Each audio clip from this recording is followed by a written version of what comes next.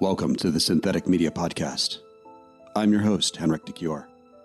Join me for interviews and thoughts on the ever-expanding topic of synthetic media. You can find my book on synthetic media on Amazon. Subscribe to this podcast for free. Follow us on syntheticmediapodcast.com and enjoy today's episode.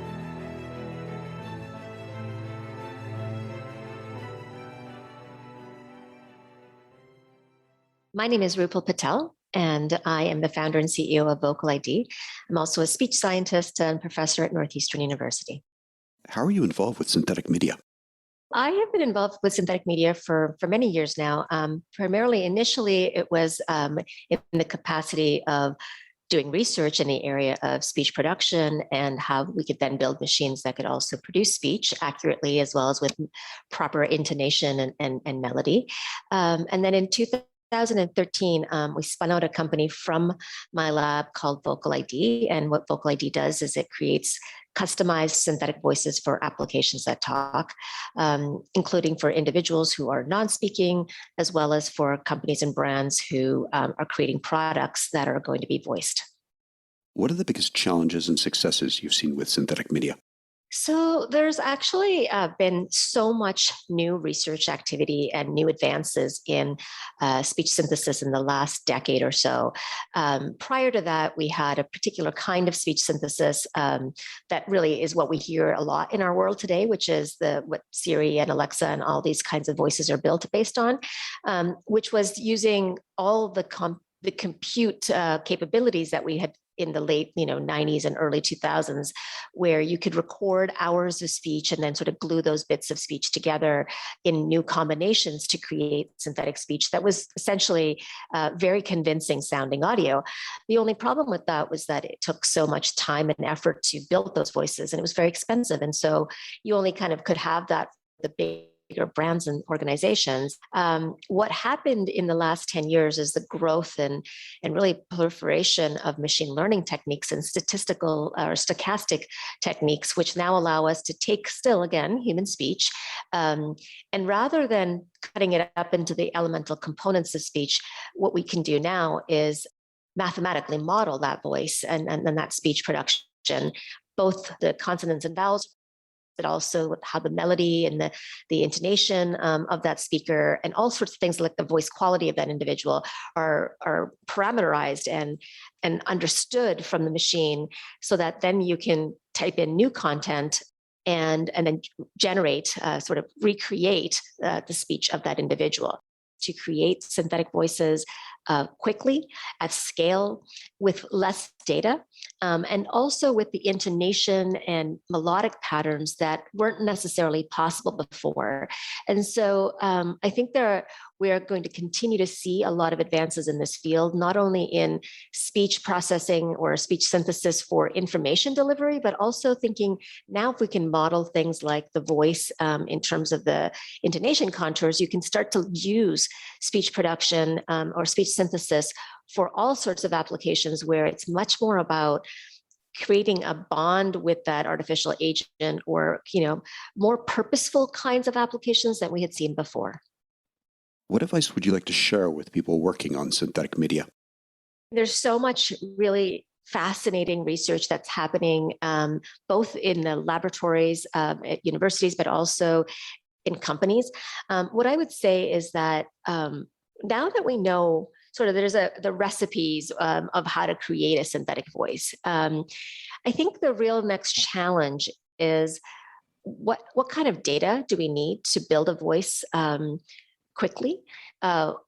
Thinking about also the diversity of voice that is important, because so far, really, we've seen that voice, the kinds of voices we hear today are relatively homogenous in terms of the sounds of the voices, where they come from and sort of representation. It's just a real opportunity, I think, within the synthetic voice space to think about the globalness of voice and voices we hear around us, not just in terms of accents and sort of the backgrounds of the individuals whose voices you're trying to emulate, but also things like the speed of the voice, who the audience is that you're trying to deliver this voice to. So creating, different styles of voice as well. So I think when we start thinking about, now that we sort of know how to create synthetic speech at scale, what can we do that would really make the voice more communicative, more interesting as a modality in terms of all of the various different verticals that could be used in, from education to healthcare to marketing and so on. So I think that's the next challenge in terms of how do we build those tools, not only for software developers, but also for everyday individuals to play around with synthetic speech and use it as a creative medium. Where can we learn more about synthetic media and your work on the subject?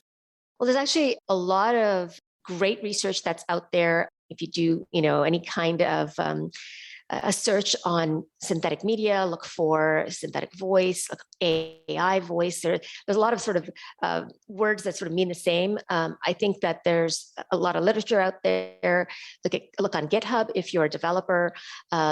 Look at our website, vocalid.ai. We also have we've been working with other synthetic media companies. And so synthetic media is a very large term that encompasses both voice, computer generated images, any kind of thing where you're creating media that are generated by a computer as opposed to a human being.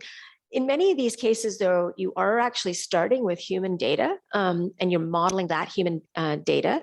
And so there's curriculum in universities, but also across these various different startups as well as larger companies where you can learn more. To learn more about Vocal ID and what we specifically do, you can go to vocalid.ai. The other thing I want to mention is that there's a lot of work that we do with people with special needs who have to use an assistive device to communicate, and that assistive device needs to use a synthetic voice. And so if you're interested in contributing your voice for someone who is non-speaking or who has trouble with speech, your voice could actually be very useful to creating a unique voice for them to use on their assistive communication device. And there again, you can go to vocalid.ai/voicebank.